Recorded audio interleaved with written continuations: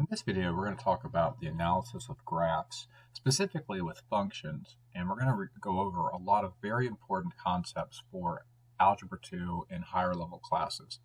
So it might be a good idea if you pause and write down the definition and the way to do this mathematically. The blue is the definition, the green on this page of notes is the mathematical process to find these items. So the first one is the rate of change, which is a ratio of a change in one variable relative to a corresponding change in another. In Algebra 1 in geometry, you knew this as slope. It was the change of output values divided by the change of input values. Maybe you knew it as y2 minus y1 over x2 minus x1. But in Algebra 2 and above, we use the terminology f of b minus f of a over b minus a being the first thing in the alphabet, b being the second, so you can see how that came about. So let's draw a visual since the focus of this lesson is on graphs. And if I were to draw a curve, I don't want to draw a line because in a line, the average rate of change is in fact the slope. But in a curve like this, you can see that the rate of change is actually changing all over the graph. It's actually positive here or negative there and then positive there. So it's important to understand that rate of change can be found as an average by doing this. And the way that this works is if you chose a point here, and you chose just, I don't know, a point here, the first point, because we go from left to right, would be labeled A as its input, and its output would be f of A, meaning the output with respect to A. And the second point, alphabetically, would be B, and that would be the function f with respect to B, the output of f with respect to B, and that would be our second point. So what you would do is you would find the value of f of B, it's just a point. You would label it, and you would write it down, and you would put that value here, and the value of this point, its output would go there. You would subtract them. And then you would subtract the input B minus this input A, and you would find that value.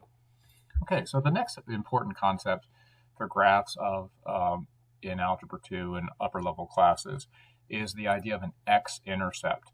And an X-intercept is a point where the graph crosses or touches the x-axis. It's very easy to find. There's three of them in this graph. There's one here, there's one here, and there's one here. And so a graph can have many x-intercepts, but a y-intercept is a point where the graph touches or crosses the y-axis. That would be here. And for a function, there's only one of these on each graph. It's only one that could be possible. So one thing that's important to understand is that a y-intercept and an x-intercept, you could actually, in fact, have the same number. So you have to label them correctly so people know what they are. So imagine that this y-intercept was at 3. and this x-intercept was at 3, I would label the x-intercept 3, 0, but the y-intercept would be labeled 0, 3. Otherwise, I would think they were the same thing, and it's the notation as a point is very critical for x and y-intercepts. So mathematically, the way you find an x-intercept is you substitute y equals 0 into a function and solve for x. Basically, what that looks like is that will look like this. You'll have f of x is equal to 0, and you will solve that for x. And in a nutshell, that's something you have to do multiple times in Algebra 2, depending on the chapter and depending on the function. The y-intercept, it says substitute 0 in for x equals 0 into the function, and then simplify using Gelndas. Well, that's just simply f of 0. So that's a whole lot easier. That just means plug 0 into the function and reduce it, which is a much easier process than the x-intercept, which involves solving. So the y-intercept is an easier concept to find. A lot of kids start with that when they have to do quizzes or assessments of any kind. All right, so the domain is all the input values of a relation or function. You find that by simply looking at the graph from left to right. So you basically analyze the graph. You start on the left, you go to the right, and you say where it exists. So you analyze the graph from left to right and list those input values in ascending order using interval notation. If it's a list of points, you use curly brackets. But if it has, if you have an endpoint that is open, you would use parentheses or closed. Remember, open circles are parentheses and closed circles are square brackets. The Range is the same concept, but you're talking about output values. So the range is all the output values of a relation or function. That way, you would scan the graph going upward like this. So you start at the bottom, and you go to the top. You analyze the graph from bottom to top, and you list the output values in ascending order. Same idea with the notation. So after that, we have a maximum and a minimum. So a maximum is a point at which an increasing interval changes to a decreasing interval. Maximums are points. They're xy coordinates. A minimum is a point at which a decreasing interval changes to an increasing interval, and that is, again, a point. So let's go back and look at that graph that I was showing you so we can find them. So if I was looking at this graph, this right here is a maximum because, as you can see, the graph is going up, right? It's tending upwards, and then it tends downwards. So that makes that a maximum. And here it's tending downwards and then switches and tends upwards. So that is a minimum. There's actually a better way. So that's a maximum. That's a minimum. There's a better way to describe minimum and this tending word too that I was using. So I was saying tending up and tending down, and those are called increasing and decreasing intervals.